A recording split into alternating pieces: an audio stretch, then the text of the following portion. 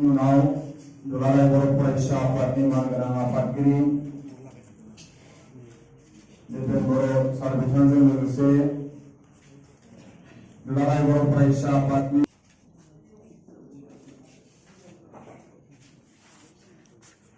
मुस्रि अजित कान्दुलना आंनि आफानि मुङा स्टानिस कान्दुलना आरो आइनि मुङा मार्गारेट कान्दुलना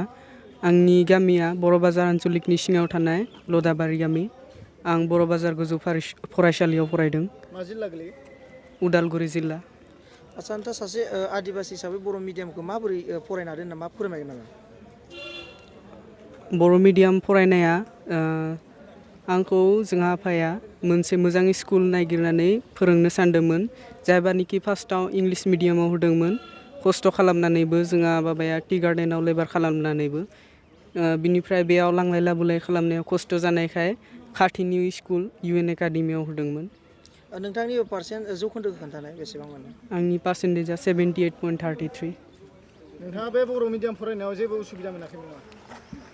फार्स्टआव असुबिदा मोनदोंमोन जेब्ला आं उन्दैमोन माने सिगाङाव बर' मिडियामाव हार्ड जादोंमोन आंनि थाखाय उनाव लासै लासै देरलांनाय बायदियैनो लिरनो फरायनायखौ एसे इजि जालांनाय बायदि मोनदों नोंथाङा एग्जाम सिगां खै घन्टा फरायोमोन एग्जामनि सिगाङाव 6 घन्टा फरायोमोन नोंथांनि जिउनि थांखिखौ मा फोरमायगोन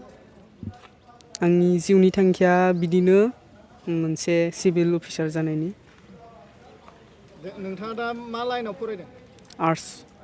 बबे कलेजाव रांगापारा कलेज